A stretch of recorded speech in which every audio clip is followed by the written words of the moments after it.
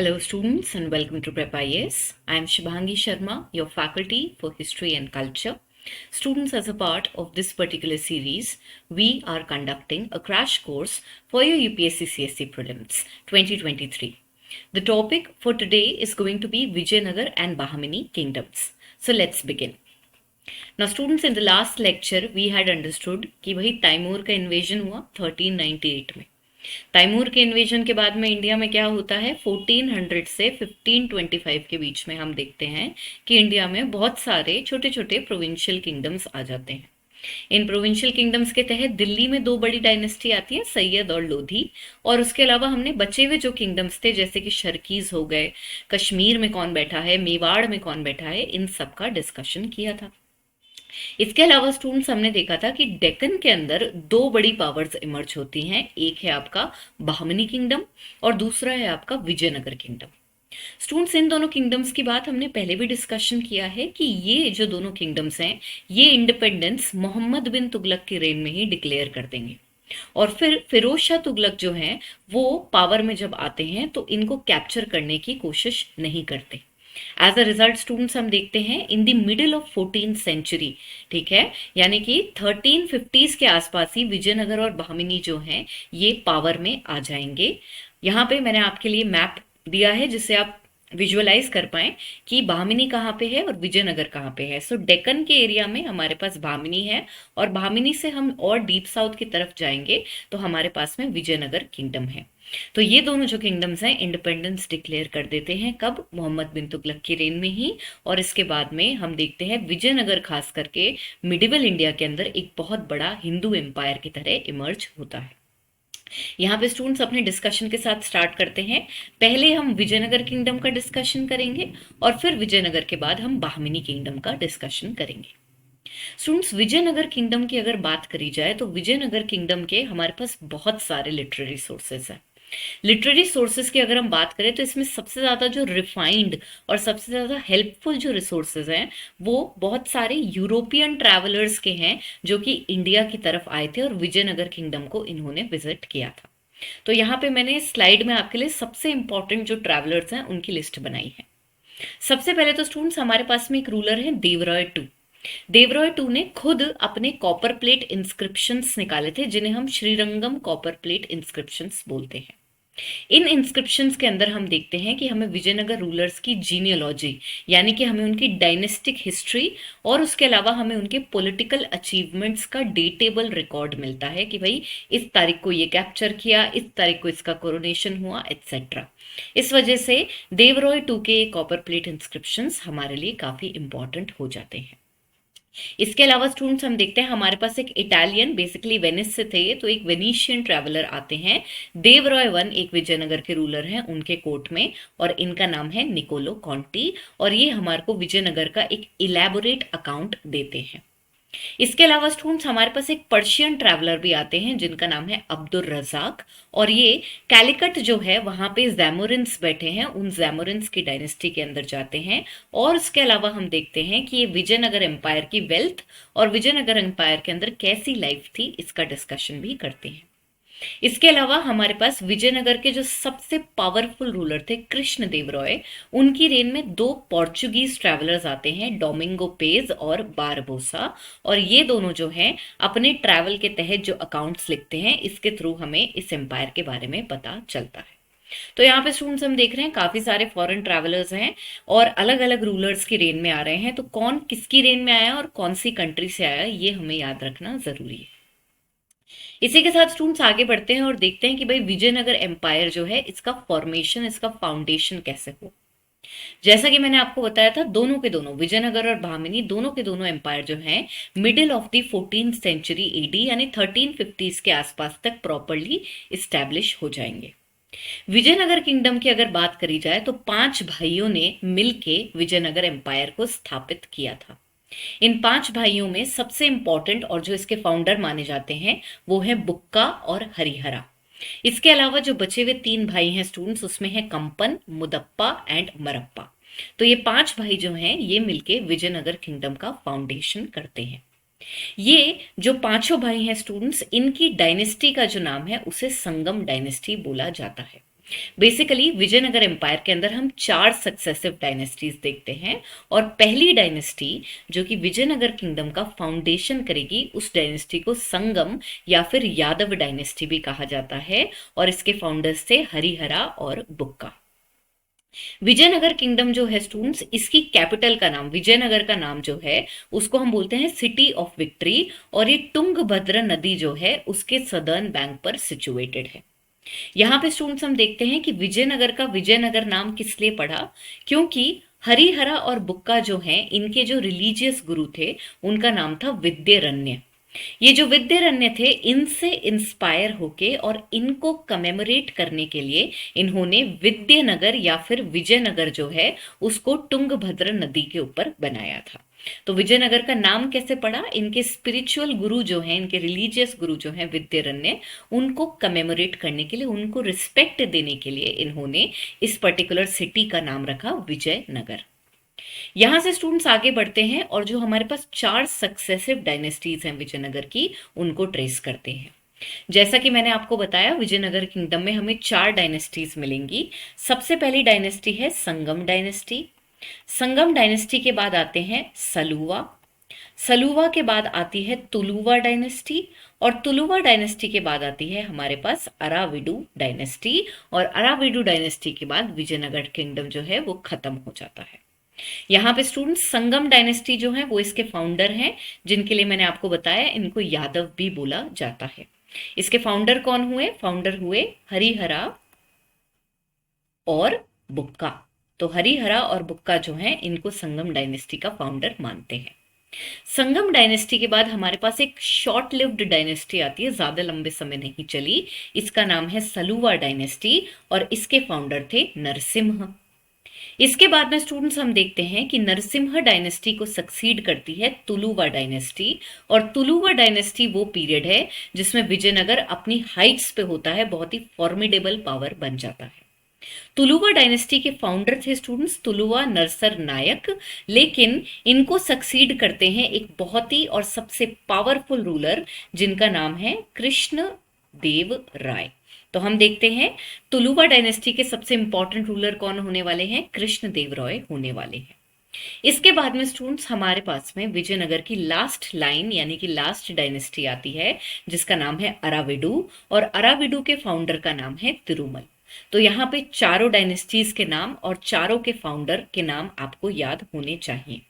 Vijayanagar kingdom जो है UPSC prelims का सब बहुत ही इंपॉर्टेंट टॉपिक माना जाता है। जितने क्वेश्चन जैनिज्म बुद्धिज्म से आते हैं, उतने ही क्वेश्चन आपको विजयनगर किंगडम से भी देखने को मिलेंगे। तो यहाँ पे स्टूडेंट्स इस किंगडम को हमें ठीक से पढ़ना है। आगे बढ़ते हैं स्टूडेंट्स और देखते हैं कि विजयनगर किंगडम जो है इसके शुरुआत के पीछे कहानी क्या थी।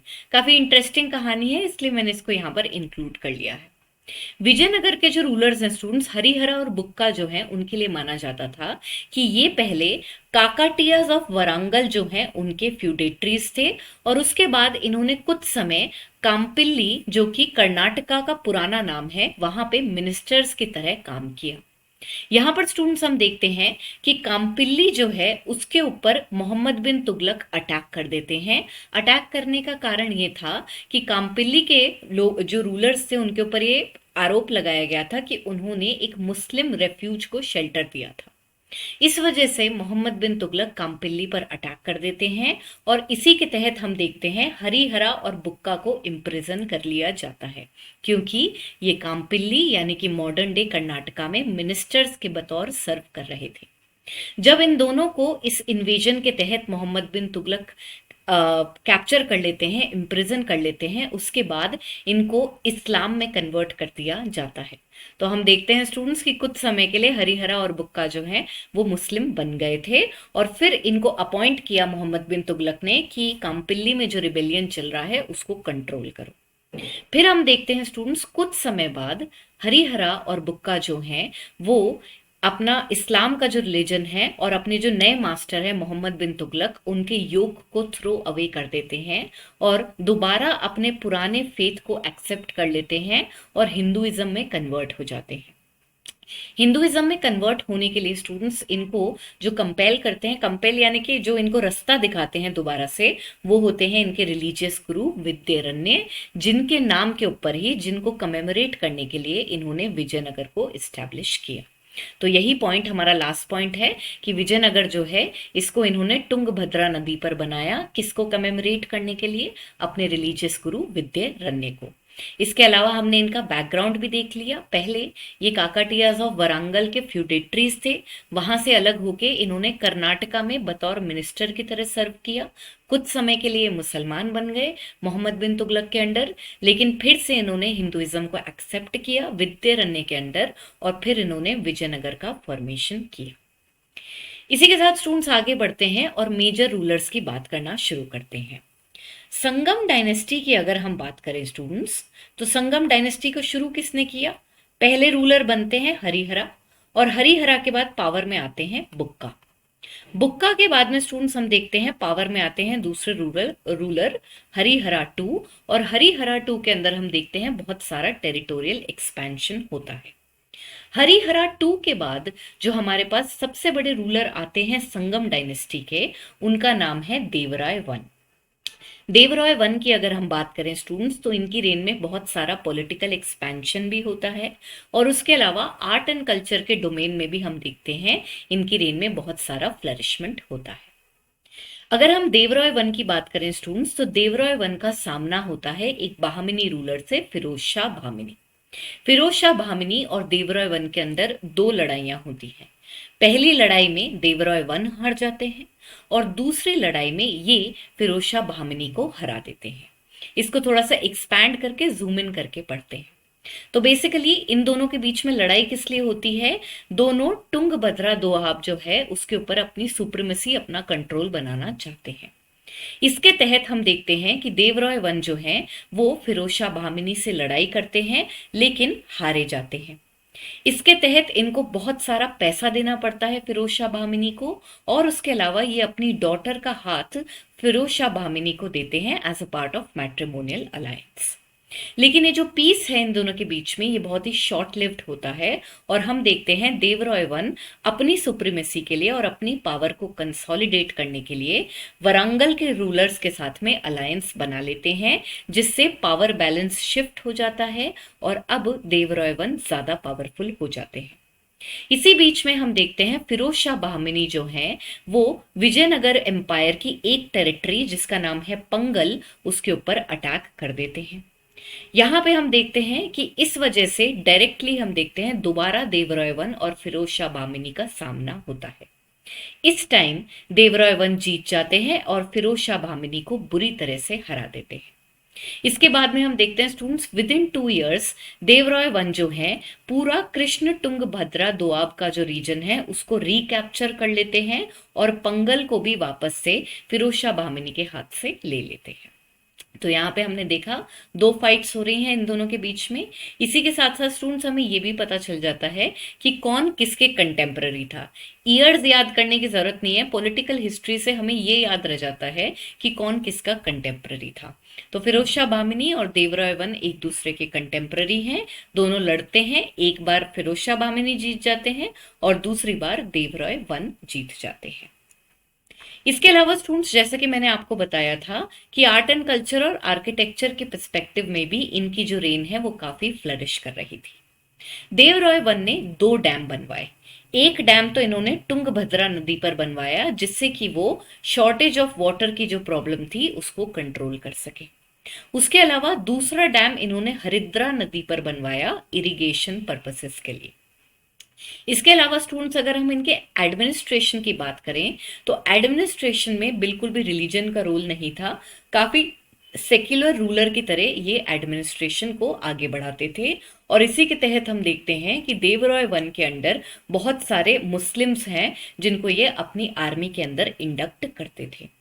स्टूडेंट्स देवराय वन मानते थे कि मुस्लिम आर्चर्स और मुस्लिम कैवलरी जो है वो हिंदूज के कंपैरिजन में ज्यादा स्ट्रोंगर थी, और यही कारण रहा कि अपनी आर्मी को स्ट्रोंग करने के लिए इन्होंने बहुत सारे मुस्लिम सोल्जर्स को अपनी आर्मी में इंडक्ट किया। इसके अलावा स्टूडेंट्स हम देखते हैं कि देवरॉय वन की रेन में दो मेजर फॉरेन ट्रैवलर्स आते हैं। एक है निकोलो कॉन्टी जो कि इटली से आए हैं, और दूसरे हैं हमारे पास ए निकिटिन जो कि एक रशियन मर्चेंट है। ए निकिटिन की किताब का नाम है वॉयज टू इंडिया, और ये दोनों ही मिलके हमें देवरॉय वन की रेन का एक बहुत ही इलेबोरेट अकाउंट देते हैं। इसके अलावा स्टूडेंट्स हम देखते हैं कि देवरॉय वन कन्नड़ लैंग्वेज जो है इसको बहुत ज्यादा पेट्रनाइज करते हैं। Apart from that students, architecture के तहत अगर हम देखें तो एक तो इन्होंने ये दो डैम बनवाए, और उसके अलावा एक बहुत ही फेमस टेम्पल है विजयनगर का जिसका नाम है हजार राम टेम्पल। ये देवरॉय वन की रेन के अंदर कमीशन होता है।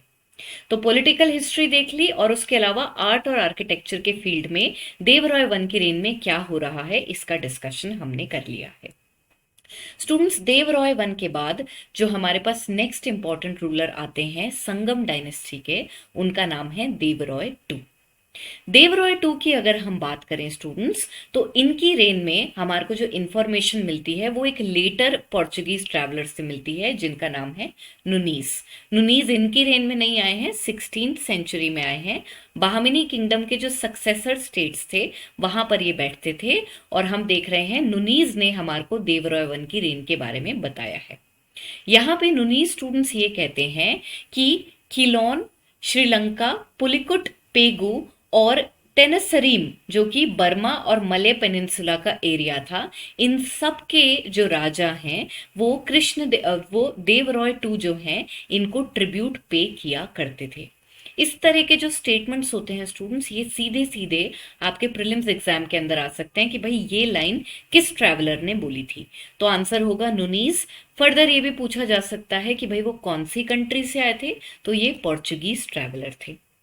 इसके अलावा स्टूडेंट्स हम देखते हैं कि देवरॉय टू की रेन में एक पर्शियन ट्रैवलर आते हैं जिनका नाम है अब्दुल रज़ाक। ये वैसे तो जैमोरिन ऑफ कैलिकट के कोर्ट में बैठते थे, लेकिन देवरॉय टू की भी कोर्ट को इन्होंने विजिट किया था, और इसके तहत इन्होंने बोला कि विजयनगर दुनिया की सबसे स्प्लेंडेड सिटीज में से एक है। तो विजयनगर की इन्होंने बहुत ज्यादा तारीफ करी, इसको बहुत ही माइटी और बहुत ही बड़ी सिटी बताया। इसके अलावा स्टूडेंट्स अगर हम लिटरेचर के पर्सपेक्टिव में देखें तो देवरॉय टू जो थे वो लेटर्स लिखने के बड़े शौकीन थे, और इसके तहत इन्होंने कुछ लेटर्स लिखे हैं जैसे कि सोबागीन सोने और उसके अलावा अमरुक। तो ये दो हमारे पास में लिटरेरी क्रिएशंस हैं जो कि देवरॉय टू से एसोसिएटेड हैं, और इनको इन्होंने कन्नड़ लैंग्वेज में लिखा है।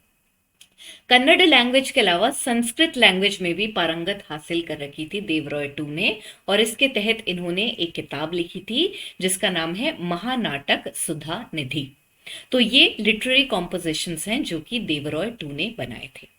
इसके अलावा स्टूडेंट्स इन्होंने ब्रह्म सूत्र के ऊपर भी एक कॉमेंट्री लिखी थी। तो हम देख रहे हैं स्टूडेंट्स कन्नड़ और संस्कृत लैंग्वेज को ये पेट्रनाइज भी कर रहे हैं, और इन्होंने खुद इस लैंग्वेज के अंदर किताबें लिखी हैं। स्टूडेंट्स, देवरॉय टू के बाद हम देखते हैं कि जो संगम डायनेस्टी है उसका धीरे धीरे पतन हो गया, और संगम के बाद कौन सी डायनेस्टी पावर में आती है? सलूवा डायनेस्टी आती है। सलूवा डायनेस्टी के स्टूडेंट्स अगर हम बात करें तो बहुत शॉर्ट लिव्ड डायनेस्टी थी, और इसके अंदर हमारे पास कोई भी बहुत ज्यादा इंपॉर्टेंट फैक्ट्स नहीं है। इकलौता इंपॉर्टेंट फैक्ट जो सलूवा डायनेस्टी का है वो ये है कि इनकी रेन के अंदर 1498 में हम देखते हैं कैलिकट के अंदर कौन आने वाले हैं? पहले पोर्चुगीज ट्रैवलर जिनका नाम है वास्को डोगामा। तो वास्को डोगामा जो है स्टूडेंट्स वो हम देखते हैं कि सलूवा डायनेस्टी जो है इसके तहत कैलिकट में आएंगे 1498 के अंदर। इसके बाद में स्टूडेंट्स हम देखते हैं कि हमारी सबसे famous dynasty Tuluva dynasty power में आ जाती है, और तुलुवा डायनेस्टी के जो सबसे इंपॉर्टेंट रूलर हैं जिनका हमें डिस्कशन करना है वो हैं कृष्णदेव रॉय। स्टूडेंट्स, कृष्णदेव रॉय की अगर हम बात करें तो ये एक बहुत ही एफिशिएंट कमांडर और एडमिनिस्ट्रेटर थे। इन्होंने बहुत सारे किंगडम्स के साथ फाइट करी। स्पेसिफिकली अगर हम बात करें तो बाहमिनी किंगडम्स से इन्होंने फाइट करी, और उसके अलावा पोर्चुगीज इन्फ्लुएंस को कर्ब करने की कोशिश करी। पोर्चुगीज के बारे में मैं आपको ऑलरेडी बता चुकी हूँ, 1498 में वास्को ड गामा आ गए थे और उसके बाद में हम देखते हैं कि पोर्चुगीज इन्फ्लुएंस आ गया था। Specifically Portuguese navy Indian waters को डोमिनेट कर रही थी, तो इनसे डील करते हैं कृष्णदेव रॉय। इसके अलावा स्टूडेंट्स हम देखते हैं कि बहामिनी किंगडम जो है वो बहुत जल्दी खत्म हो गया था। बहामिनी किंगडम जो है आपकी 15th सेंचुरी शुरू होते होते खत्म हो गया था और उसकी जगह हम देखते हैं बहुत सारे इंडिपेंडेंट सक्सेसर स्टेट्स आ गए थे। इनका डिस्कशन हम ठीक से बहामिनी किंगडम में करेंगे। अभी के लिए आप बस इतना ध्यान रखें कि बहामिनी किंगडम टूट गया था और उसकी जगह हम देखते हैं बहुत सारे सक्सेसर स्टेट्स आ गए थे। इसमें से एक सक्सेसर स्टेट था बीजापुर और बीजापुर के अंदर हम देखते हैं आदिल शाही फोर्सेस बैठती थी। स्टूडेंट्स यहाँ पे कृष्णदेव रॉय के लिए माना जाता है कि इन्होंने आदिल शाही फोर्सेस को डिफीट कर दिया था और उसके अलावा गुलबर्ग जो कि पहले बहामिनी किंगडम की कैपिटल थी, वहां पे 3 बहामिनी प्रिंसेस को इन्होंने कैप्चर कर रखा था, उनको फ्री कर दिया था। इस जीत के बाद में हम देखते हैं कि कृष्णदेव रॉय एक टाइटल लेते हैं जिसका नाम है यवन राज्य स्थापन आचार्य। इसके अलावा स्टूडेंट्स इन पॉलिटिकल विक्ट्रीज के अलावा हम देखते हैं कि कृष्णदेव रॉय आर्ट और आर्किटेक्चर के फील्ड में अलोंग विद लिटरेचर बहुत ज्यादा पेट्रनाइजिंग करते हैं। टेम्पल्स की अगर बात करी जाए स्टूडेंट्स, तो कृष्णदेव रॉय के रेन में कुछ बहुत ही ब्यूटीफुल टेम्पल्स बनते हैं, जैसे कि विट्ठल स्वामी टेम्पल और उसके अलावा हजार राम स्वामी टेम्पल जो है उसको भी ये बनवाते हैं, इसको एक्सटेंड करवाते हैं। अपार्ट फ्रॉम दैट स्टूडेंट्स हम देखते हैं बहुत सारे साउथ इंडियन टेम्पल्स हैं जिनको ये फर्दर एक्सटेंड करवाते हैं, उनके अंदर बहुत सुंदर गेटवेज या फिर गोपुरम बनवाते हैं। तो यहाँ पे हम देख रहे हैं नए टेम्पल भी बनवाए और पुराने जो टेम्पल्स हैं उनको भी ब्यूटिफाई करवाते हैं कृष्णदेव रॉय। इसके अलावा स्टूडेंट्स हम देखते हैं कि कृष्णदेव रॉय के रेन में ये जो टेम्पल्स ब्यूटिफाई करे जा रहे हैं इनमें एक स्पेसिफिक आर्किटेक्चरल फीचर ऐड किया जाता था जिसे कहते हैं कल्याण मंडप। इसके ऊपर ऑलरेडी प्रीवियस ईयर पेपर्स में क्वेश्चन आ चुका है कि भाई कल्याण मंडप जो है किस डायनेस्टी के अंदर बनवाए जाते थे और उसका आंसर है विजयनगर। तो कृष्णदेव रॉय के अंडर हम देखते हैं कल्याण मंडप बनवाए जाते थे। कल्याण मंडप जो है स्टूडेंट्स इनके अंदर डिवाइन वेडिंग्स को सेलिब्रेट किया जाता था, जैसे कि शिव पार्वती की शादी हो गई, इस तरह के जो फेस्टिवल्स होते थे इनको कल्याण मंडप में सेलिब्रेट किया जाता था और ऐसे मंडप जो है विजयनगर किंगडम में बनवाए जाते थे। इसके अलावा स्टूडेंट्स हम देखते हैं कि कृष्णदेव रॉय अपनी मदर जिनका नाम है नागला देवी, उनको कमेमोरेट करने के लिए एक सबर्बन टाउनशिप बनवाते हैं विजयनगर के पास जिसका नाम है नागलापुरम। तो इन्होंने एक और टाउनशिप बनवाई कंप्लीटली अपनी मदर को रिस्पेक्ट देने के लिए, उनको कमेमोरेट करने के लिए, और इसका नाम है नागलापुरम।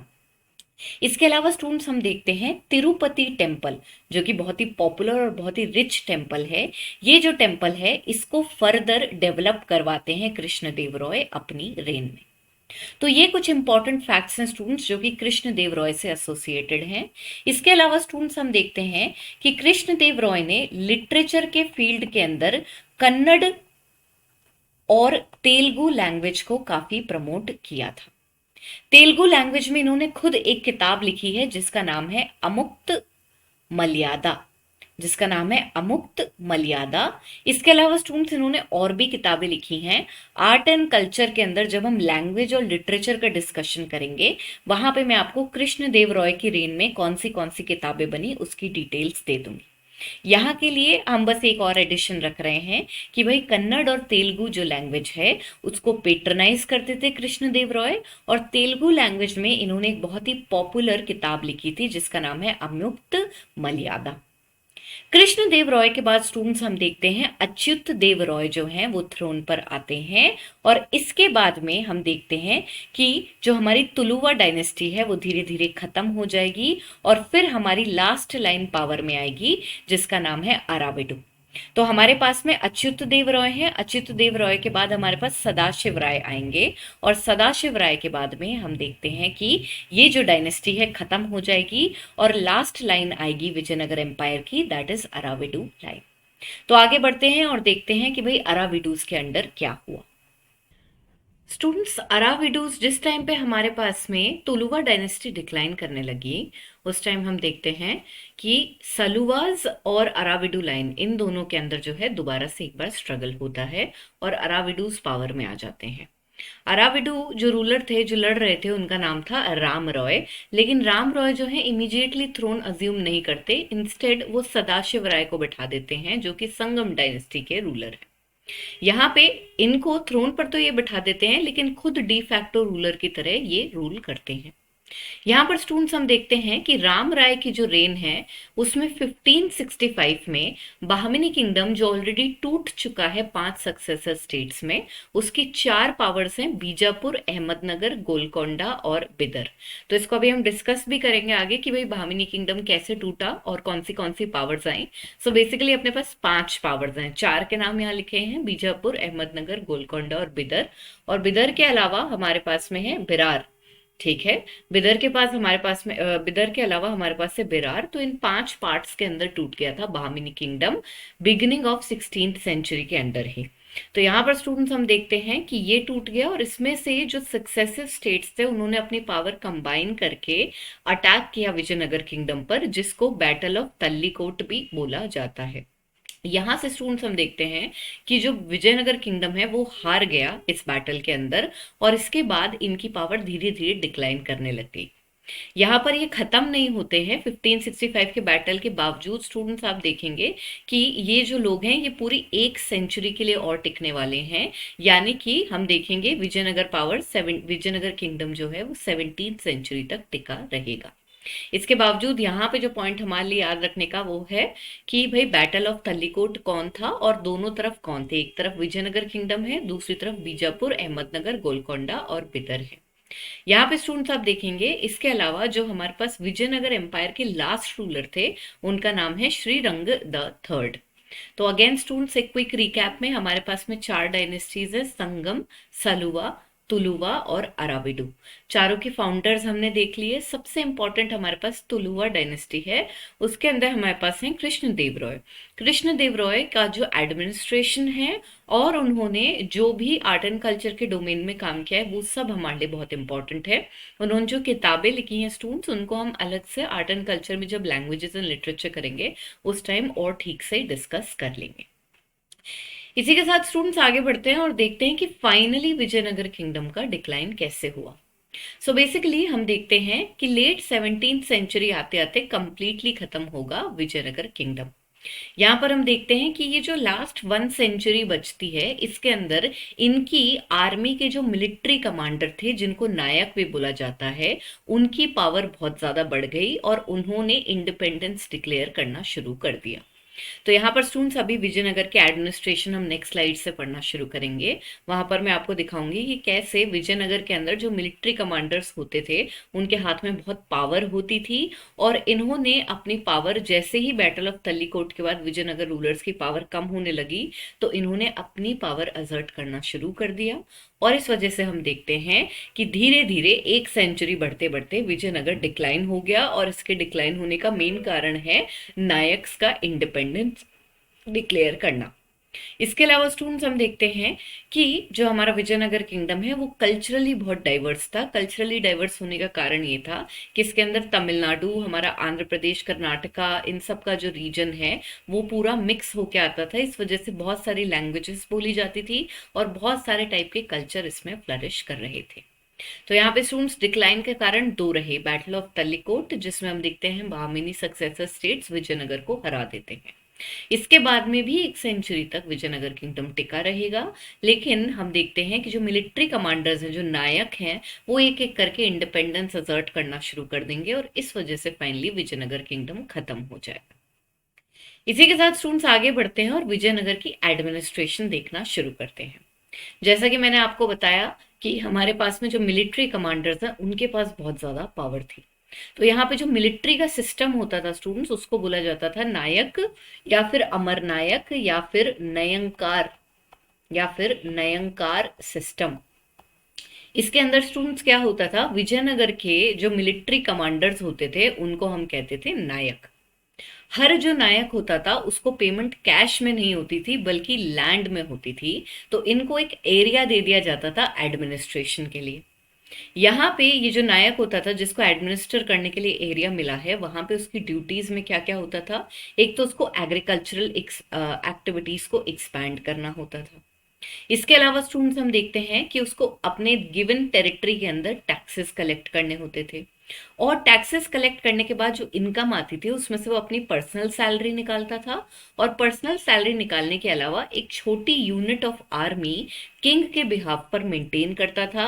और आर्मी के अलावा वो आपके लिए आर्मी के हॉर्सेस, एलिफेंट्स और वेपनरी, ये सब भी मेंटेन किया करता था, जो कि उसको time and again Vijayanagara ruler को सप्लाई करनी होती थी।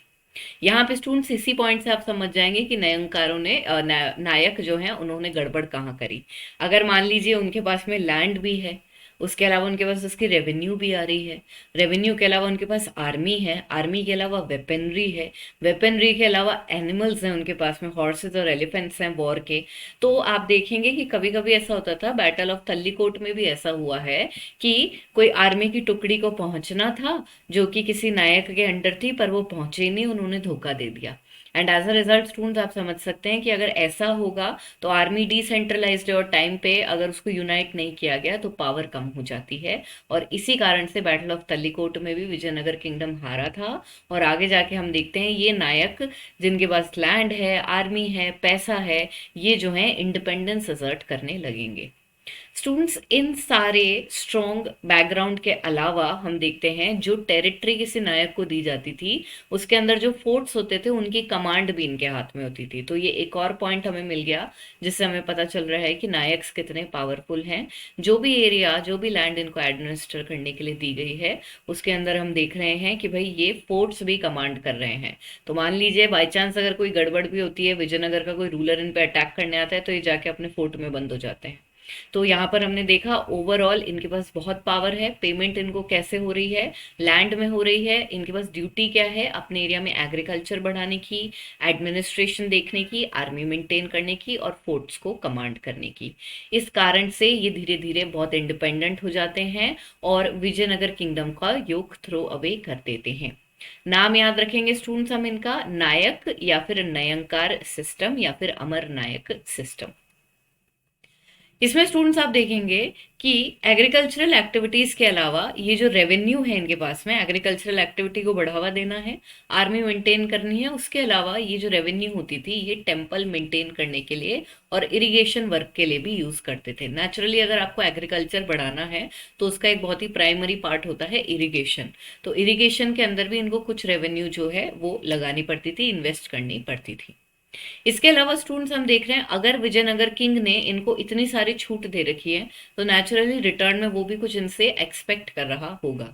तो यहाँ पे जो अमर नायक होते थे वो राजा जो है हमारा विजयनगर किंग का जो एक्चुअल रूलर है, जो राय है, उसको ट्रिब्यूट भेजा करते थे एनुअली। और उसके अलावा पर्सनल अपीयरेंस देते थे कोर्ट में महंगे गिफ्ट्स के साथ, जिससे कि वो राजा को अपनी लॉयल्टी एक्सप्रेस कर सकें। लेकिन स्टूडेंट्स हमने देखा कि 17th सेंचुरी आते आते क्या हो रहा है, ये नायक्स जो हैं ये इंडिपेंडेंस असर्ट कर रहे हैं क्योंकि बैटल ऑफ तल्लीकोट में विजयनगर किंग्स की पावर कम हो गई थी। इन्होंने इंडिपेंडेंस असर्ट करी और अपने खुद के सेपरेट किंगडम्स कार्व आउट करना शुरू कर दिया। क्योंकि इनके पास अपने खुद के सोल्जर्स, अपनी खुद की फोर्सेस, अपने खुद के एलिफेंट्स और अपने खुद के फोर्ट्स होते थे, इस वजह से हम देखते हैं कि इनको इंडिपेंडेंस असर्ट करने में सक्सेस मिली। तो यहाँ पे स्टूडेंट्स हमने देखा कि नायक कौन है, नयंकार सिस्टम क्या है, क्यों नायक्स के पास इतनी पावर थी, नायक्स किंग से लॉयल्टी कैसे एसोसिएट करते थे और कैसे बैटल ऑफ तल्लीकोट के बाद में इन्होंने इंडिपेंडेंस असर्ट करना शुरू कर दिया। नायक के अलावा स्टूडेंट्स हम देखते हैं कि जो ब्राह्मण वर्ग है हमारा विजयनगर सोसाइटी के अंदर, उसका भी पॉलिटिकल रोल जो है वो काफी ज्यादा चेंज हो रहा था विजयनगर किंगडम में। सो बेसिकली हम देखते हैं स्टूडेंट्स ये रिलीजियस लीडर्स की जगह सेक्युलर पर्सनल ज्यादा बन रहे थे, यानी कि ब्राह्मण्स अपना ट्रेडिशनल रोल छोड़ के, पूजा पाठ का काम छोड़ के अब ज्यादा सेक्युलर जॉब्स के अंदर जाने की कोशिश कर रहे थे। ये सेक्युलर जॉब्स की अगर हम बात करें स्टूडेंट्स, तो मैं एडमिनिस्ट्रेशन की बात कर रही हूँ। एडमिनिस्ट्रेशन के अंदर घुसना जो था वो ब्राह्मण्स का ड्रीम था, और वो टॉप नॉच एडमिनिस्ट्रेटिव पोजीशंस जो है उनको कैप्चर कर लेते थे। हम लोग वैदिक पीरियड से जानते हैं स्टूडेंट्स कि हमारे पास में जो चार वर्ण हैं उसमें से सबसे ज्यादा पढ़ाई लिखाई का काम जो है वो ब्राह्मण करते थे, और शुरू से ही ऑलमोस्ट ये लोग एडमिनिस्ट्रेशन के अंदर रहे हैं। यहाँ पर हम देखते हैं स्टूडेंट्स की रिचुअल्स और रिलीजियस जो इनके काम है उनको छोड़ के अब इनके अंदर एक स्पेसिफिक वर्ग है जो कम्प्लीटली इंटरेस्टेड है कि भाई मुझे जो है सेक्युलर जॉब्स के अंदर जाना है। और ये जो इनका रूटीन ऑर्थोडॉक्स वाला जो पार्ट हो गया कि भाई रिलीजन या पूजा पाठ का काम करना है, उसको ये लोग छोड़ रहे हैं।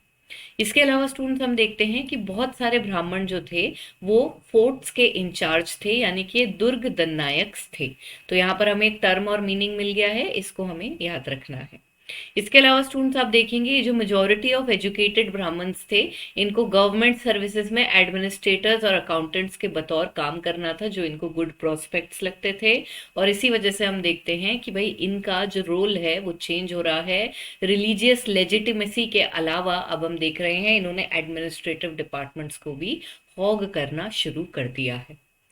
यहाँ पे स्टूडेंट्स जो फाइनल लाइन है वो भी सेम ही बात को रेजोनेट कर रही है कि इंपीरियल सेक्रेटेरिएट जो था विजयनगर किंगडम का, it was totally filled with the Brahmins.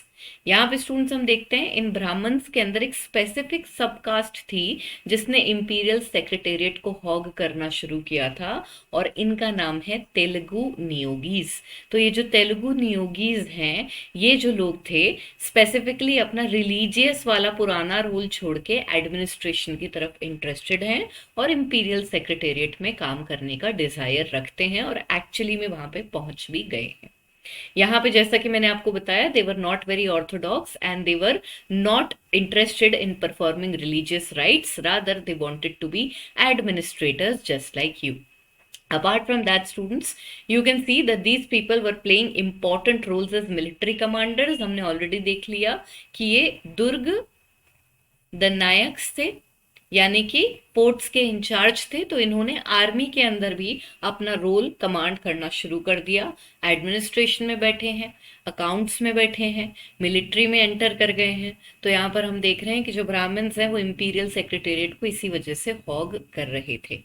That is why students you will see that their political role altogether is changing.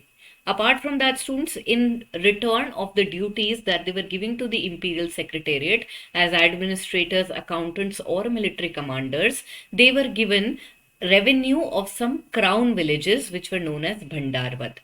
So basically students हमारे पास में हर किंगडम के अंदर एक तो नॉर्मल लैंड होती है और उसके अलावा हमारे पास में क्राउन लैंड होती है।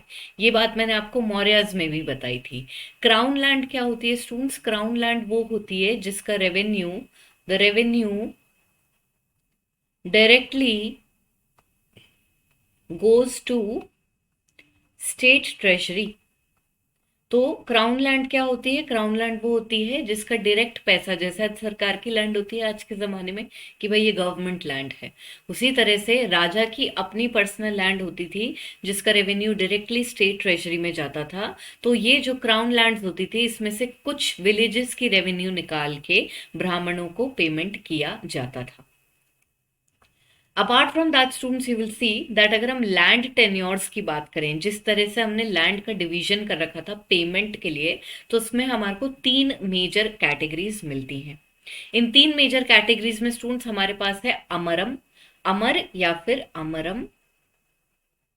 उसके अलावा हमारे पास है भंडारवद, और तीसरा है हमारे पास में मन्य लैंड। ये तीनों लैंड क्या है स्टूडेंट्स? लिटरली हमने जो हमारे पास में किंगडम है उसकी लैंड को डिवाइड कर रखा है, और क्योंकि हम ज्यादातर पेमेंट लैंड के अंदर कर रहे हैं तो ये डिविजन्स हैं कि भाई अमरम किसको दिया जाएगा, भंडारवद किसको दिया जाएगा, मन्य किसको दिया जाएगा। तो यहाँ पे स्टूडेंट्स भंडारवद क्या है? अपने क्राउन विलेजेस हैं जिनका हम ऑलरेडी डिस्कशन कर चुके हैं। कभी कभी इसमें से कुछ विलेजेस निकाल के ब्राह्मणों को दिए जाते थे as a part of their salary, being roles in the roles of administrators, accountants and military commanders. इसके अलावा हमारे पास जो दूसरा लैंड टेन्योर है स्टूडेंट्स, ये हैं आपके मन्य लैंड ग्रांट्स, जो कि टैक्स फ्री विलेजेस होते थे, जो कि ब्राह्मण, ये कौन से वाले ब्राह्मण है स्टूडेंट्स, जो अपना ट्रेडिशनल रिलीजियस रोल कर रहे हैं। तो ये वाले ब्राह्मण टेम्पल और मठ, मठ क्या होते हैं, एजुकेशनल इंस्टीट्यूशंस होते हैं। These are educational institutions which are attached to temples। इनको और क्या कहते हैं हम, इनको और हम कहते हैं घटिका। ये हमने गुप्ताज में भी पढ़ा है। तो घटिका और मठ, उसके अलावा टेम्पल, और जो हमारे रिलीजियस ब्राह्मण्स हैं उनको हम देखते हैं शुरू से ही फ्री के लैंड ग्रांट्स मिलते थे। सातवाहनास ने पहली बार शुरू किया था। सातवाहनास के अंडर हम देखते हैं ब्रह्मदेय लैंड ग्रांट्स आए, अग्रहार लैंड ग्रांट्स आए, गुप्ताज ने और ज्यादा दिए हैं। टेम्पल्स को जो लैंड ग्रांट देते हैं उसे क्या कहते हैं, देवदान कहते हैं। टेम्पल्स के साथ में ही एजुकेशनल इंस्टीट्यूशंस एसोसिएटेड हैं, जिसमें हमारे पास मठ हैं या फिर घटिका हैं। इनको दिए जाते थे टैक्स फ्री विलेजेस, जहां पे ये अपनी स्टैब्लिशमेंट्स बनाते थे, और इन लैंड ग्रांट्स को विजयनगर किंगडम के अंदर कहते हैं मन्य टैक्स फ्री लैंड ग्रांट्स। इसके अलावा स्टूडेंट्स हमारे पास जो largest category of land grants हैं उनको हम कहते हैं अमर या फिर अमरम विलेजेस। ये जो विलेज हैं ये किसको दिए जा रहे हैं, ये मिलिट्री कमांडर्स को दिए जा रहे हैं, जिन्हें हम नायक या फिर अमर नायक बोलते हैं। तो यहाँ पे हमने ऑलरेडी पढ़ लिया था कि भाई अमर नायक सिस्टम के तहत जो मिलिट्री कमांडर्स हैं उनको पेमेंट कैसे हो रही है, एक पीस ऑफ लैंड में हो रही है, और इनको हम कहते हैं अमरम। इसके तहत उनको क्या करना है, एडमिनिस्ट्रेशन देखनी है, उसके अलावा रेवेन्यू कलेक्ट करनी है, आर्मी मेंटेन करनी है, और फोर्ट के इंचार्ज हैं ये लोग। टेम्पल्स जो हैं स्टूडेंट्स, उनका भी विजयनगर पीरियड के अंदर जो है रोल काफी ज्यादा चेंज हो रहा था। बेसिकली हम देखते हैं कि टेम्पल्स जो हैं यहाँ पर एक बहुत ही मल्टीपर्पज प्लेटफॉर्म बन गए हैं, जहाँ पे भगवान की पूजा पाठ करने के अलावा आप देखेंगे कि इनका इकोनॉमिक रोल भी बन गया है। तो टेम्पल्स एक बहुत ही मल्टीपर्पज एरिया थे। आप जाइए, भगवान की पूजा करिए, बाहर आइए, आपके पास में बहुत सारे लोग खड़े होंगे, हाँ भाई सोसाइटी के अंदर क्या क्या चल रहा है, बातचीत कर ली, गॉसिप कर ली। गॉसिप करने के अलावा आपको पढ़ना है, कोई बात नहीं, साइड के अंदर मठ या घटिका अटैच्ड है, वहां पर जाइए, पढ़ाई कर लीजिए। और अगर आपको अलग से पढ़ना है, लाइब्रेरीज अटैच्ड है, लाइब्रेरी में जाके पढ़ लीजिए। इसके अलावा आप देखेंगे कि अगर आपको कोई नया बिजनेस प्लान आया है, तो हमारे पास में यहाँ पे जो टेम्पल्स हैं शार्क टैंक की तरह बैठे हैं, इनके पास जाइए, अपना आइडिया पिच इन करिए और ये आपको पैसे दे देंगे। ठीक है। तो यहाँ पे स्टूडेंट्स आप देखेंगे कि इकोनॉमिक रोल जो है टेम्पल्स का वो बहुत ज्यादा चेंज हो रहा है। हम देखते हैं टेम्पल ऑफिसर्स जो कि देवदान विलेजेस को मैनेज करते थे, देवदान लैंड ग्रांट्स टेम्पल को दिए जाते हैं, वो यहाँ पर एक तो देवदान विलेजेस का ग्रांट है उसको मैनेज कर रहे हैं, तो ये इनका एक इकोनॉमिक रोल हो गया। उसके अलावा स्टूडेंट्स हम देखते हैं देवदान विलेजेस से जो पैसा आ रहा है उससे जो डे टू डे के रिचुअल्स हैं भगवान के, मान लीजिए शिव भगवान का मंदिर है तो उनका अभिषेक हो गया या उनको जो भी प्रसाद चढ़ेगा, ये सब जो इनकम है ये कहाँ से निकल के आ रही है, ये जो पैसा लगेगा ये कहाँ से निकल के आ रहा है, देवदान विलेजेस से निकल कर आ रहा है। तो यहाँ पे फूड ऑफरिंग्स और गुड्स जो परचेज करने होते थे डेली रिचुअल्स के लिए, वो हम देवदान विलेजेस के रेवेन्यू से निकाल रहे हैं। प्रसाद जो बन रहा है, जो भक्तों में बटेगा, उन सब का खर्चा यहीं से निकल कर आता था। टेम्पल्स जो हैं एग्रीकल्चर और इरिगेशन इसको भी प्रमोट करते थे, इसके अंदर भी पैसा इन्वेस्ट करते थे। इनके जो देवदान विलेजेस थे उनके अंडर हम देखते हैं कि एग्रीकल्चर और इरिगेशन की ड्यूटी इनके हाथ में आती थी। इसके अलावा स्टूडेंट्स मैंने आपको बताया कि भाई ये जो है नए इकोनॉमिक रोल में आ चुके हैं ऑल टुगेदर। इतनी सारी लैंड होल्ड कर रखी थी इन्होंने, इतना पैसा था इनके पास में, एज अ रिजल्ट स्टूडेंट्स ये बैंकिंग एक्टिविटीज में भी आ गए। इंडिविजुअल्स को लोन ग्रांट करते थे और विलेज असेंबलीज को भी लोन ग्रांट किया करते थे। लेट्स से कि मैं एक देवदान विलेज में एक छोटी सी ब्राह्मण बैठी हूँ, मुझे आइडिया आया कि यार इरिगेशन के लिए यार ये नई टेक्नोलॉजी है, इसको मैं पिच इन करती हूँ। तो मैं मंदिर के पास गई, मंदिर के जो लोग हैं टेम्पल ऑफिसर्स उनके पास गई कि भाई अगर हम ऐसे ऐसे करेंगे तो इरिगेशन जो है बेटर हो जाएगा, एग्रीकल्चरल लीड अच्छी आ जाएगी।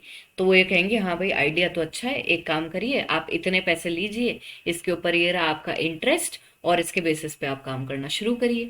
तो ये जो बैंकिंग एक्टिविटीज हैं जो कि लोन्स दे रही हैं इंडिविजुअल्स को और विलेज असेंबलीज को, ये टेम्पल्स का एक नया रोल दर्शा रही हैं स्टूडेंट्स, जो कि हमें विजयनगर एम्पायर में खास करके देखने को मिलता है। It is a changing role of the temples. तो यहाँ पे रिलीजन के परस्पेक्टिव से आप टेम्पल जा सकते हैं, पढ़ने के पर्सपेक्टिव से जा सकते हैं, चिट चैट करने के लिए जा सकते हैं, और उसके अलावा अगर आपको लोन लेना है, बैंकिंग एक्टिविटीज, बैंक की तरह भी काम कर रहा है ये। सो मल्टीपर्पज हो चुका है हमारा टेम्पल यहाँ पर। Apart from that, students, now we are going to start talking about the second major kingdom that had emerged after the decline of Tughlaqs, and this is going to be your Bhamani kingdom. Vijayanagar का हमने अच्छे से discussion कर लिया है, 4 successive dynasties, उनके major rulers, कौन किससे फाइट मचा रहा था। उसके अलावा हमने एडमिनिस्ट्रेशन के अंदर लैंड टेन्योर कैसे थे, नायक सिस्टम क्या होता है, और उसके अलावा हमने देखा कि भाई कैसे ब्राह्मण्स का और टेम्पल्स का जो रोल है वो चेंज हो रहा है। इन सब के बाद में स्टूडेंट्स जो हमारा दूसरा मेजर किंगडम है, अब इसका डिस्कशन शुरू करते हैं। स्टूडेंट्स, बहामनी किंगडम की अगर हम बात करें तो इसने अपने इंडिपेंडेंस जो है 1347 के अंदर डिक्लेयर कर दी थी, और इन्होंने अपनी एक नई कैपिटल बनाई थी जिसका नाम है गुलबर्ग, जो कि आंध्र प्रदेश में है। हमने देखा स्टूडेंट्स कि ये जो बहामनी किंगडम है, इसके जो फाउंडर हैं जिनका नाम है हसन गंगू, या फिर इनका नाम था अलाउद्दीन हसन। जब ये बहामनी किंगडम शुरू करते हैं उस टाइम पे ये टाइटल लेते हैं अलाउद्दीन हसन बहामन शाह का। यहाँ पर स्टूडेंट्स आप देखेंगे कि अलाउद्दीन हसन जो हैं, इससे पहले डेक्कन के अंदर मोहम्मद बिन तुगलक के गवर्नर थे, और इन्होंने दौलताबाद जिसको मोहम्मद बिन तुगलक ने अपनी सेकंड कैपिटल बनाने की कोशिश करी थी, वहां पे ये बतौर गवर्नर की तरह सर्व कर रहे थे। लेकिन हम देखते हैं कि मोहम्मद बिन तुगलक की रेन में ही ये इंडिपेंडेंस असर्ट कर देते हैं और अपने लिए बहामनी किंगडम स्टार्ट कर देते हैं, और आगे फिरोज शाह तुगलक जब आते हैं तो वे इस एरिया को कैप्चर करने की कोई कोशिश भी नहीं करते। अलाउद्दीन हसन बहामन शाह के बाद में स्टूडेंट्स हम देखते हैं कि हमारे पास 2 मेजर रूलर है, मोहम्मद शाह III और उसके अलावा फिरोज शाह। फिरोज शाह बहामनी की स्टूडेंट्स अगर हम बात करें तो इनसे एसोसिएटेड कुछ इंपॉर्टेंट एडमिनिस्ट्रेटिव मेजर्स हैं जिनको हम यहाँ पर कंसिडर करेंगे। सो बेसिकली फिरोज शाह बहामनी जो है स्टूडेंट्स, इनकी जो एक सबसे यूनिक बात है वो ये है कि ये एक तो बहुत सारे हिंदूज को अपने एडमिनिस्ट्रेशन में लेते थे। हमने देखा है देवरॉय 1 जो है और देवरॉय 2 जो हैं, वो दोनों ही अपनी आर्मी में बहुत सारे मुस्लिम्स को इंडक्ट कर रहे थे, क्योंकि वो बिलीव करते थे कि जो मुस्लिम्स हैं वो बहुत ही अच्छे आर्चर्स थे और बहुत ही अच्छे कैवलरी मैन थे। उसी तरह से अगर फिरोज शाह बहामनी की बात करी जाए तो वो ये बिलीव करता था कि Hindus very well educated and they can help me in the administration. So राजा का कोई धर्म नहीं होता, जब किंगडम की बात आती है, किंगडम की प्रोस्पेरिटी की बात आती है, अपनी खुद की गद्दी की बात आती है, तो वो डिसीजंस लिए जाते हैं जो कि पॉलिटिकली राइट होते हैं, इसमें रिलीजन का कोई रोल नहीं होता। वहां पे उनको अपनी आर्मी स्ट्रॉन्ग करनी थी, इसलिए उन्होंने मुस्लिम्स को इंडक्ट किया। यहाँ पे इनको अपनी एडमिनिस्ट्रेशन स्ट्रॉन्ग करनी है, और हिंदूज ज्यादा पढ़े लिखे हैं, और इस वजह से हम देखते हैं कि एडमिनिस्ट्रेशन में जो है ये हिंदूज को इंडक्ट कर रहे हैं। पर्टिकुलरली रेवेन्यू की जो एडमिनिस्ट्रेशन है स्टूडेंट्स, इसके अंदर हम देखते हैं कि भामनीज जो हैं हिंदूज को इंडक्ट कर रहे हैं। अपार्ट फ्रॉम दैट स्टूडेंट्स, अगर हम फिरोज शाह बहामनी की बात करें तो इनके साथ एक और पर्टिकुलर पॉइंट एसोसिएटेड है कि इनको एस्ट्रोनॉमी में बहुत ज़्यादा दिलचस्पी थी, और ये खुद भी इसकी स्टडी को एनकरेज किया करते थे। इस एनकरेजमेंट के तहत स्टूडेंट्स इन्होंने एक एस्ट्रोनॉमिकल ऑब्जर्वेटरी बनवाई दौलताबाद के पास में। तो यहाँ पे स्टूडेंट्स ये हमारे पास एक इंपॉर्टेंट फैक्चुअल पॉइंट आ गया है। सीधे सीधे स्टेटमेंट बेस्ड क्वेश्चन आते हैं इस तरह की चीजों पे। फिरोज शाह बहामनी दौलताबाद में एस्ट्रोनॉमिकल ऑब्जर्वेटरी बनवा रहे हैं। Okay, apart from that students आप देखेंगे कि भाई इनके टाइम पीरियड के अंदर बहामनी किंगडम के पास 2 प्रिंसिपल पोर्ट्स थे जिनके लिए कंसिस्टेंटली इनकी और विजयनगर की लड़ाई होती रहती थी। कभी उनके हाथ में चला गया, कभी इनके हाथ में आ गया। ये जो 2 मेजर पोर्ट्स हैं स्टूडेंट्स, ये हैं चौल और धबोल, और इसी रेस में थोड़े टाइम में गोवा भी आने वाला है। तो गोवा, चौल और धबोल ये 3 प्रिंसिपल पोर्ट्स हैं जिनके लिए बहामनी और विजयनगर किंगडम जो है दोनों के दोनों लड़ते रहते थे। इसके अलावा स्टूडेंट्स हमारे पास में जो नेक्स्ट मेजर रूलर आते हैं उनका नाम है अहमद शाह बहामनी। अहमद शाह की अगर हम बात करें तो इनकी रेन में एक मेजर चेंज हुआ था, और वो मेजर चेंज ये था कि इन्होंने अपनी कैपिटल को गुलबर्ग से चेंज करके बिदर बना लिया था। तो बहुत ज्यादा पॉलिटिकल हिस्ट्री याद रखने की जरूरत नहीं है, लेकिन अगर कोई कैपिटल ही चेंज कर रहा है तो वो याद रखना है। पोर्ट्स के ऊपर स्टूडेंट्स हमारे पास में क्वेश्चन आते हैं कि भाई कौन सा इंपॉर्टेंट पोर्ट रहा किस टाइम पीरियड में, तो इस वजह से हमने यहाँ पे पोर्ट्स के नाम को देख लिया है। और क्योंकि अगर किसी साइंटिफिक एडवांसमेंट हो रहा है या फिर किसी भी एकेडमिक डिसिप्लिन को पुश दे रहा है कोई राजा, तो इनको हम कल्चरल डेवलपमेंट्स मानते हैं। तो इसके तहत आपको फिरोज शाह बहामनी का दौलता की ऑब्जर्वेटरी का जो पॉइंट है, दौलताबाद की ऑब्जर्वेटरी का, वो याद रखना है।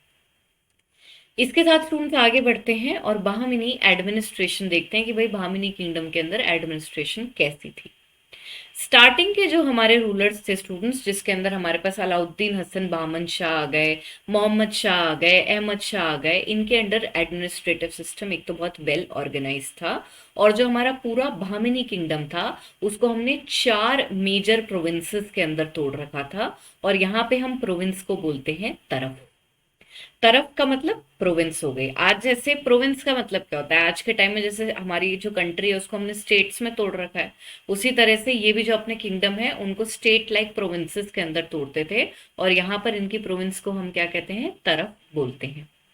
यहाँ पर स्टूडेंट्स आप देखेंगे कि 4 प्रोविंस जो थी उसके अंदर थी हमारे पास दौलताबाद, बिदर, बेरार और गुलबर्ग।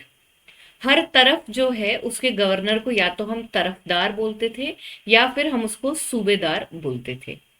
स्टूडेंट्स यहाँ पे ये एक बहुत ही 3 4 5 स्टार बना लीजिए इसके ऊपर। एक पर्टिकुलर पॉइंट बहुत इंपॉर्टेंट है और वो ये है कि ऑल्दो हमारे देश के अंदर गन पाउडर, कैनन्स और फायर आर्म्स का यूज लार्ज स्केल पे मुगल्स के आने के बाद शुरू होता है, लेकिन पहली बार हम देख रहे हैं कि जो फायर आर्म्स का यूज है वो बहामिनीज ने ऑलरेडी शुरू कर दिया था।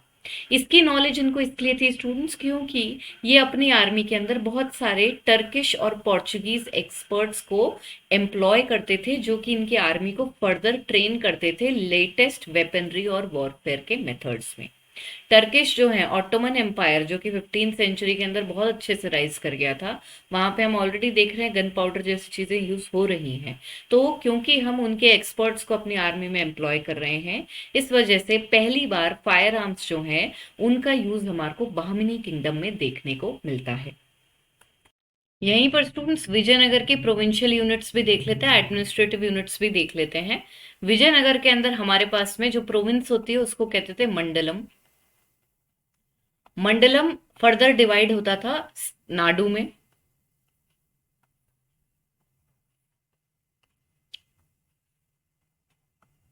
नाडु के बाद हमारे पास आता है स्थल, और स्थल के बाद है हमारी स्मॉलेस्ट यूनिट ऑफ एडमिनिस्ट्रेशन जो कि विलेज है। मंडलम क्या है, प्रोविंस। नाडु क्या है, डिस्ट्रिक्ट। स्थल क्या है, सब डिस्ट्रिक्ट। अगर हम उल्टा गिनना शुरू करें तो एक ग्रुप ऑफ विलेजेस स्थल बनाते हैं, एक ग्रुप ऑफ स्थल नाडु बनाते हैं, एक ग्रुप ऑफ नाडु मंडलम बनाते हैं। तो ये क्या है, ये विजयनगर की एडमिनिस्ट्रेटिव यूनिट्स हैं। यहाँ पे स्टूडेंट्स जो हमारे प्रोविंशियल गवर्नर्स होते थे विजयनगर किंगडम में, उनके पास में भी बहुत ज्यादा ऑटोनॉमी होती थी। आप देखेंगे वो अपने खुद के एडमिनिस्ट्रेटिव पॉलिसीज चला सकते थे, अपने खुद के कॉइन्स मिंट कर सकते थे, और उनके पास अपनी खुद की आर्मी होती थी। तो विजयनगर में बहुत ज्यादा डिसेंट्रलाइजेशन थी। इस डिसेंट्रलाइजेशन को अपन सामंतवाद या फिर फ्यूडलिज्म भी बोलते हैं। तो यहाँ पे स्टूडेंट्स हमने बहामनी एडमिनिस्ट्रेशन भी देखी, तरफदार प्रोविंस को बोलते हैं तरफ, और विजयनगर की एडमिनिस्ट्रेशन भी देख ली।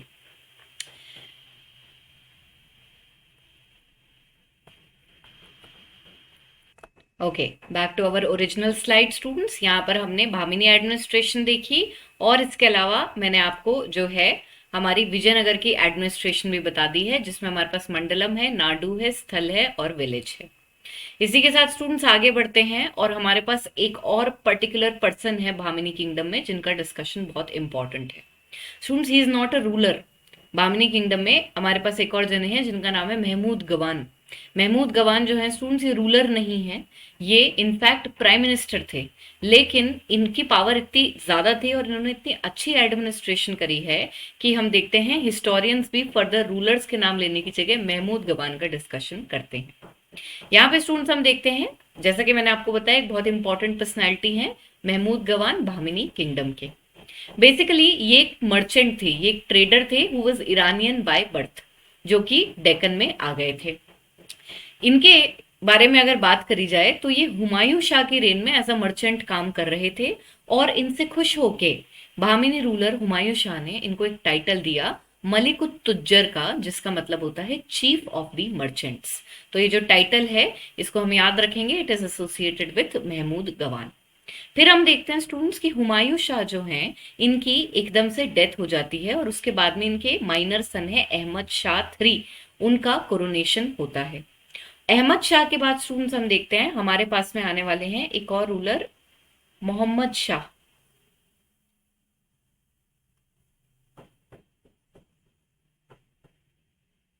एक और रूलर आने वाले हैं हमारे पास में मोहम्मद शाह। सो बेसिकली अहमद शाह की जो रेन है वो बहुत छोटी सी है, अहमद शाह के बाद मोहम्मद शाह आएंगे, और इनकी रेंज के अंदर बतौर प्राइम मिनिस्टर गवर्न करेंगे महमूद गवान। तो यहाँ पर हम देखते हैं इनकी रेंज के अंदर वजीर या प्राइम मिनिस्टर किसको बना दिया गया, महमूद गवान को बना दिया गया, और इसके तहत इनको टाइटल मिला ख्वाजू ए जहान। ठीक है, प्राइम मिनिस्टर का टाइटल इनको मिल गया। तो महमूद गवान का बैकग्राउंड हम देख रहे हैं, कौन है ये, एक ट्रेडर थे जो कि ईरानियन है बाय बर्थ, और फिर ये डेक्कन आ गए। हुमायूं शाह ने इनको कौन सा टाइटल दिया, मलिक उत तुज्जर का, जिसके तहत इनको चीफ ऑफ मर्चेंट्स बोला गया। फिर हम देखते हैं कि जब इनके माइनर सन को रूल में लाते हैं अहमद शाह, और उसके बाद मोहम्मद शाह जब पावर में आते हैं, इस टाइम पे महमूद गवान बहमीनी किंगडम के बतौर प्राइम मिनिस्टर की तरह काम करना शुरू करते हैं, और इसके तहत इनको क्या टाइटल मिल रहा है, ख्वाजू ए जहान का टाइटल मिल रहा है। स्टूडेंट्स हम देखते हैं कि जब ये प्राइम मिनिस्टर बनते हैं तो ये एक बहुत ही एफिशिएंट एडमिनिस्ट्रेटर की तरह उभर कर आते हैं। जब ये पावर में होते हैं स्टूडेंट्स तो ये बहुत सारे पॉलिटिकल अचीवमेंट्स बैग करके ले जाते हैं। इसमें हम देखते हैं कि इन्होंने बहुत सारी विजयनगर की टेरिटरीज को कॉन्कर किया, कांची तक विजयनगर की टेरिटरीज को इन्होंने कैप्चर कर लिया। कांची कहाँ पे स्टूडेंट्स, पल्लव्स ऑफ कांची थे। कहाँ पर बैठे थे पल्लव्स ऑफ कांची, तमिलनाडु की तरफ बैठे थे। तो यहाँ पर हम देखते हैं कि इन्होंने इस टेरिटरी को कवर कर लिया। उसके अलावा हम देखते हैं कि हमारे पास में मेजर कौन से तीन पोर्ट हैं, गोवा, चौल और धबोल। इनके लिए मैंने आपको बताया था कि विजयनगर और बहमीनी आपस में लड़ते रहते थे, कभी इसके पास चला गया कभी उसके पास चला गया। तो यहाँ पर हम देखते हैं गोवा और धबोल जो है इनको कैप्चर कर लिया था महमूद गवान ने। इसके अलावा स्टूडेंट्स आप देखेंगे कि इन्होंने तरफदार जो हैं, जो प्रोविंशियल गवर्नर्स हैं, उनकी मिलिट्री पावर को कर्ब करने की कोशिश करी।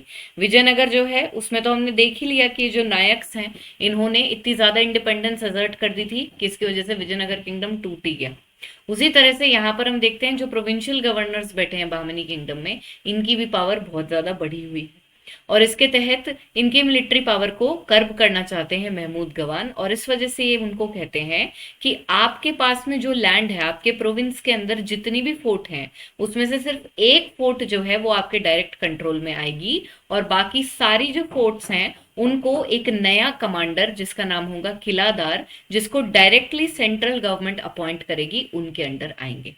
हमने देखा था स्टूडेंट्स कि हमारे पास में जो नायक हैं वो भी अपनी टेरिटरी की सारी फोर्ट्स खुद गवर्न करते थे।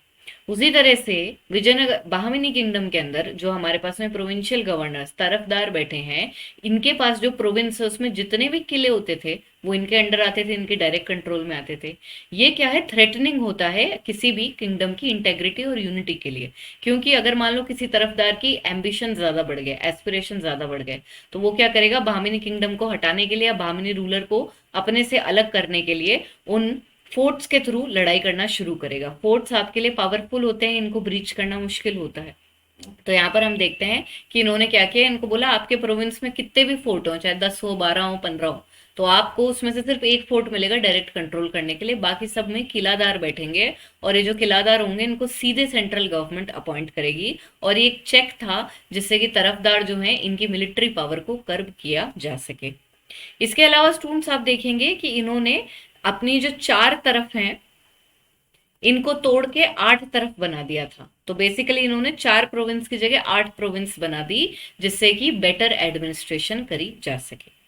तो ये महमूद गवान का एक शॉर्ट नोट है हमारे पास में, जिसमें हमने देखा कि भाई वो कैसे पावर में आते हैं, किसकी रेन में पावर में आते हैं, क्या क्या इन्होंने कैप्चर किया, और एडमिनिस्ट्रेशन को स्ट्रॉन्ग करने के लिए और तरफदारों की पावर कम करने के लिए इन्होंने क्या मेजर्स लिए। इसी के साथ स्टूडेंट्स आगे बढ़ते हैं और देखते हैं कि भाई बहमीनी किंगडम जो है उसका डिक्लाइन कैसे हुआ। मैंने आपको बताया था कि बहामिनी किंगडम जो है काफी जल्दी टूट जाएगा। एंड ऑफ 15th सेंचुरी आते आते हम देखते हैं कि 1500 आते आते हम देख रहे हैं, so 16th century, technically end of 15th century यानी कि 1490 से लेके बिगिनिंग ऑफ 15th सेंचुरी यानी 1500s के बीच में हम देखते हैं क्या होगा भाई, बामिनी किंगडम जो है वो डिसइंटीग्रेट करने लगेगा। कैसे? हम देखते हैं कि हमारे पास में कुछ अमीर्स हैं, ठीक है, अमीर तरफदार्स के ओनर, ठीक है, ये जो हैं ये अपनी इंडिपेंडेंस असर्ट करना शुरू कर देंगे और इसके तहत भामिनी किंगडम जो है वो इंडिपेंडेंट सल्तनत के अंदर टूट जाएगा। इसके तहत हम देखते हैं 5 सल्तनत आने वाली हैं, बिदर, अहमदनगर, गोलकोंडा, बीजापुर और बेरार।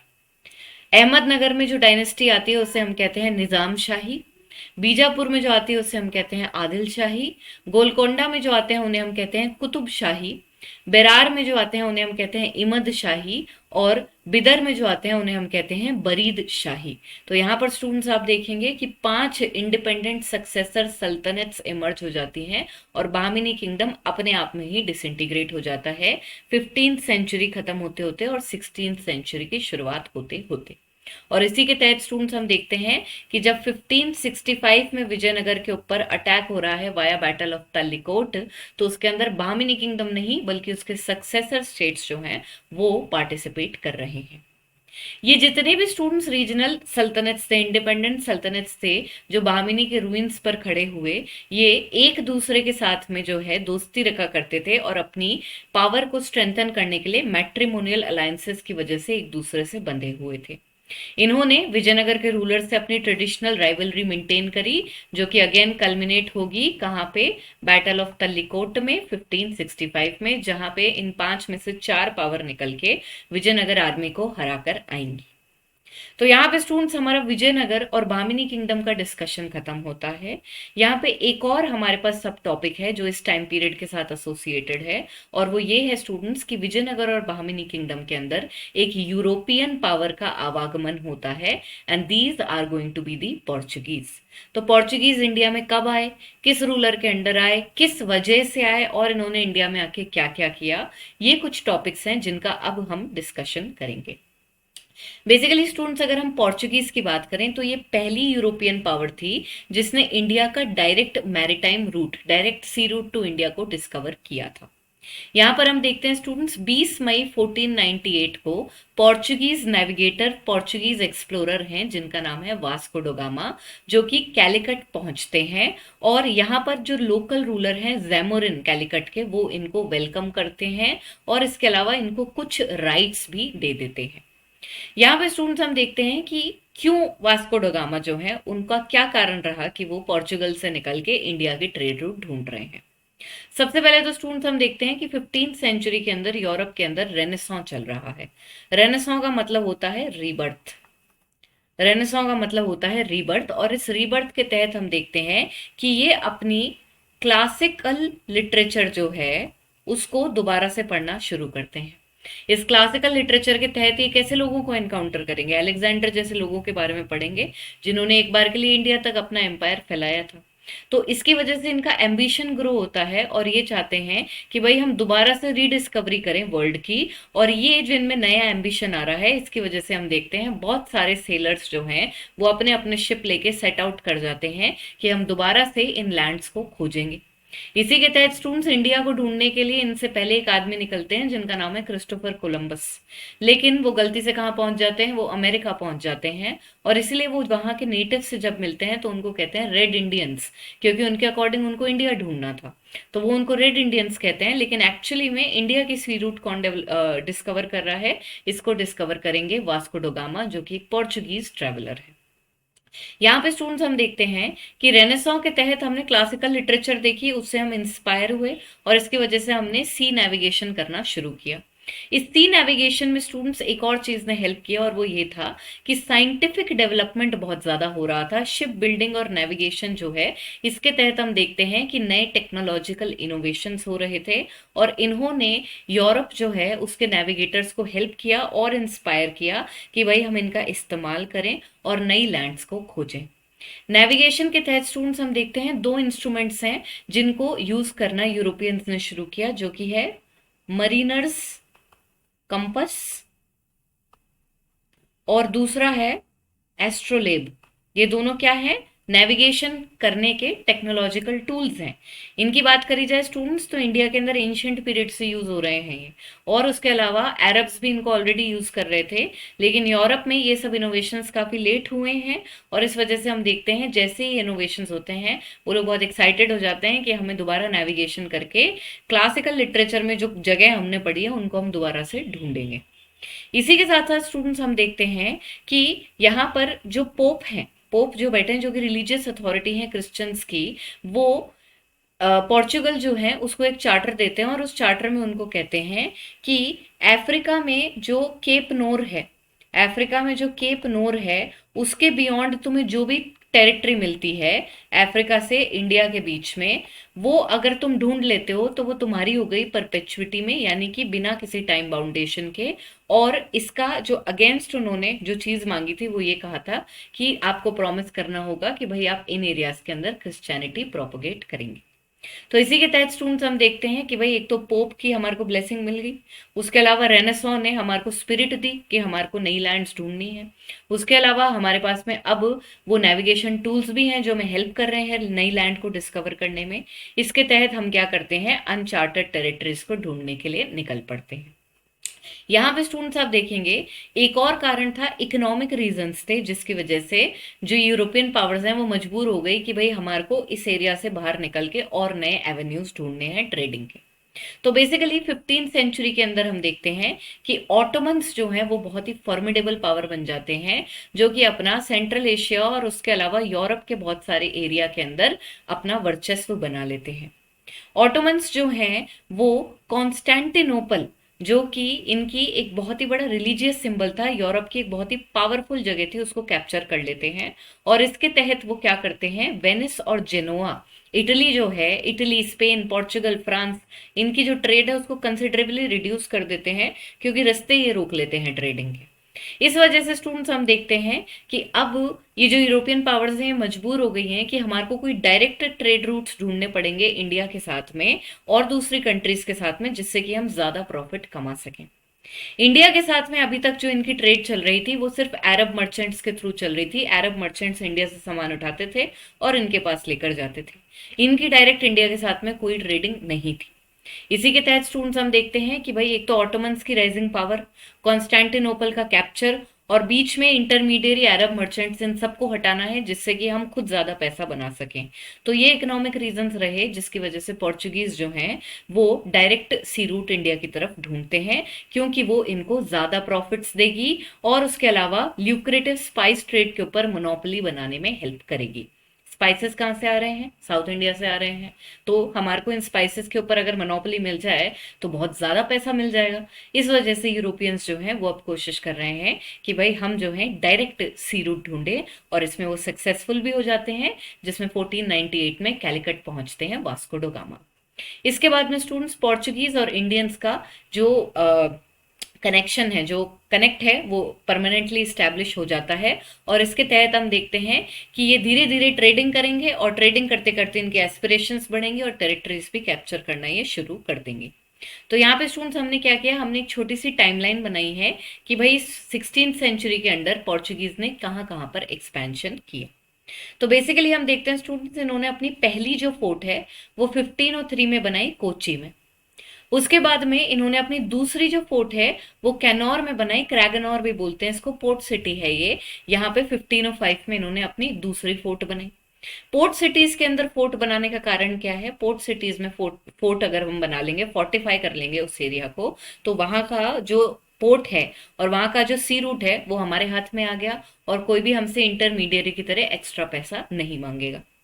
उसके अलावा स्टूडेंट्स हम देखते हैं कि 1509 में एक बैटल होता है जिसे हम कहते हैं बैटल ऑफ ड्यू, और इसकी वजह से हम देखते हैं पोर्चुगीज जो हैं वो एक बड़ी नेवल पावर की तरह इमर्ज होते हैं, क्योंकि ये कंबाइंड फ्लीट इजिप्शियंस, अरेबियंस और जैमोरिन ऑफ कैलिकट जो है उनकी मिला के जो कंबाइंड फ्लीट है उसको ये हरा देते हैं बैटल ऑफ ड्यू के अंदर, और इसके तहत इनकी नेवल पावर्स के अंदर सुप्रीमेसी में काउंटिंग होने लगती है, सुपर पावर बन जाते हैं। इसके बाद में स्टूडेंट्स हम देखते हैं 1510 में इनका जो सबसे प्राइज्ड पोजेशन है, जिसको ये पोस्ट इंडिपेंडेंस पीरियड तक नहीं छोड़ने वाले हैं, इनसे जबरदस्ती लेना पड़ेगा हमें गोवा। तो गोवा को ये कैप्चर करते हैं बीजापुर से, और इसको जो कैप्चर करता है वो है पोर्चुगीज गवर्नर एल्बुकर्की। तो एल्बुकर्की जो है गोवा को बीजापुर सल्तनत से कैप्चर कर लेंगे, और ये जो गोवा है स्टूडेंट्स, ये फाइनली हम इनसे 1963 में वापस लेंगे, और वो भी रोते रोते देंगे वापस, मिलिट्री एक्शन लेना पड़ेगा हमें इनके ऊपर। तो 63-64 के बीच में मिलिट्री एक्शन लेके हम इनसे दोबारा गोवा कैप्चर करेंगे। इसके अलावा स्टूडेंट्स आप देखेंगे कि 1530 में गोवा को जो है ये अपनी पोर्चुगीज की कैपिटल बना देते हैं इंडिया के अंदर। गोवा से पोर्चुगीज को बहुत ही ज्यादा प्यार था, और अगेन जैसे ही इसको ये कैप्चर कर लेते हैं, फटाफट इसको फोर्टिफाई करते हैं, और कुछ समय के अंदर अंदर ये जो है इस एरिया को अपनी कैपिटल डिक्लेयर कर देते हैं। इसके अलावा स्टूडेंट्स हम देखते हैं 1535 में ये दमन एंड दीव जो है, जो कि अब एक यूनियन टेरिटरी है, गुजरात की तरफ पड़ती है, उसको भी कंप्लीटली कैप्चर करके सब्जुगेट कर लेते हैं। 1539 में स्टूडेंट्स हम देखते हैं दीव के ऊपर एक अटैक होता है by a combined fleet of Ottomans. उसके अलावा हमारे पास में इजिप्ट में ममलुक्स बैठे हैं, गुजरात की सल्तनत और जैमोरिन ऑफ कैलिकट। आप देख सकते हैं 4 पावर हैं, ये 4 पावर जिसमें कि ऑटोमन्स भी हैं जो इतनी बड़ी पावर हैं, ये सारे मिलके पोर्चुगीज के ऊपर अटैक करते हैं और दीव को कैप्चर करने की कोशिश करते हैं, लेकिन इसके बावजूद पोर्चुगीज जीत जाते हैं, और इसको इनकी एब्सोल्यूट विक्ट्री माना जाता है। और इंडियन वाटर्स में ये नेवल सुप्रीमेसी बन जाते हैं, सबसे बड़ी पावर बन जाते हैं ये। उसके अलावा स्टूडेंट्स हम देखते हैं 1559 में दीव के अलावा दमन को भी कैप्चर कर लेते हैं पोर्चुगीज। तो 16th सेंचुरी के अंदर मेजरली इन्होंने कैसे अपने आप को एक बड़ी नेवल पावर बनाया और धीरे धीरे इंडिया की टेरिटरीज कवर करी, इसका एक छोटा सा हमने टाइमलाइन चार्ट बनाया है। इसके साथ स्टूडेंट्स हमारा विजयनगर, बहामिनी और पोर्चुगीज का जो अराइवल था इंडिया में, इसका डिस्कशन कंप्लीट होता है। I hope you were able to understand all the topics thoroughly.